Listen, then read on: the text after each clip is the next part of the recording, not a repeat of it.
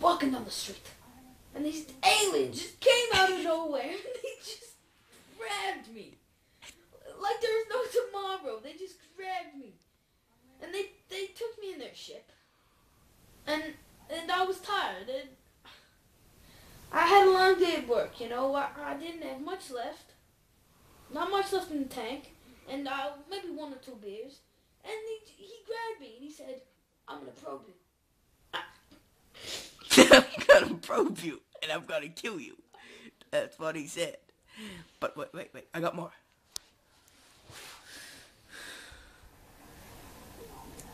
Come on. So, I said, you're not gonna probe me. I'm the Prime Minister of America. And then he's like, no, you're not. You're just some gay chancellor dude. And I'm like, yeah, you're right. I'm just some gay chancellor dude. But no one knows that. You don't know that. I could be the Prime Minister of America. I really could. And that was my dream when I was a little boy. Do you know I used to dream of an astronaut? I used to dream of cowboys, farmers, astronauts, fun stuff. I used to fly my plane and go in my mouth and wee, out I come. And Mommy used to get spoons of sugar. You know what she did with that sugar? She put it in a box of cordial. And back in the olden days, you used to tie an onion to your belt. And when the onion was dried, you'd get the box of sugar in the cordial box, and you'd put it in, and you'd take it out, and you just grab it. You just grab it. That's the whole fun of it. You just grab the dried onion. That's the whole fun. You know? Do you get that feeling when you just want to feel the dried onion? Do you ever get that feeling? I like dried onions. They make me horny. Sometimes I just want to go back to where my mom used to put sugar in a cordial box and grab a dried onion just for the fun. Just for the thrill of feeling a dried onion. You know? Just for that thrill. Yeah, I like that thrill. Yeah! Woo!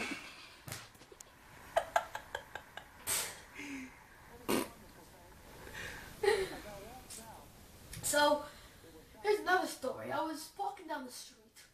Look, what did I see in my foot? I saw a tomato. Yep. Just a plain old tomato. What do you think? That's what you think. Just a plain old tomato. Nothing special about this tomato. Just a red, average tomato.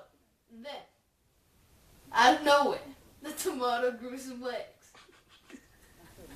And then a mouth. And he said to me, in the most strangest voice, hello there, buddy. What are you doing? And I replied, what do you want, tomato? And I just didn't know what to say.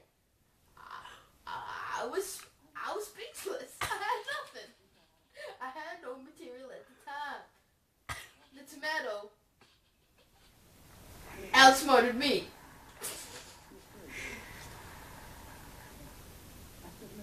So, here's my stories. I like feeling dried onions. I'm being abducted by aliens. And I'm being outsmarted by a tomato. And that's then. Well, I've got one last thing to talk to you about. You might not be interested, you might be interested. Who knows? It's a mystery of life. But anyway. So, I was walking down Collins Street the other day. I was thinking of taking a train.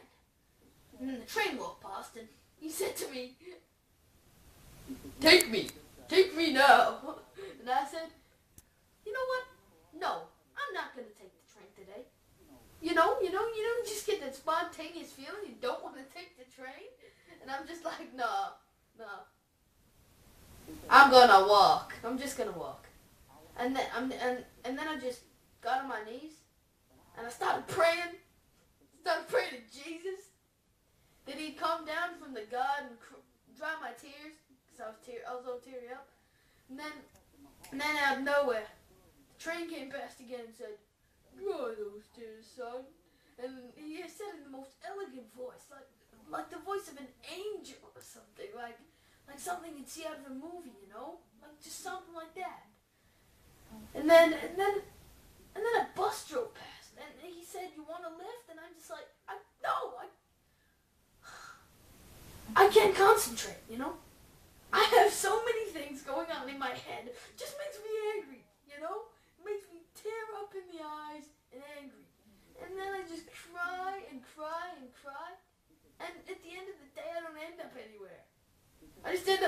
telling you guys my stories. And that doesn't seem to get me anywhere. I'm just telling random Indian people and Jewish people my stories. About my stories of Jesus, and the encounters of aliens, and the tomato, and how to eat an apple. Have I told you how to eat an apple?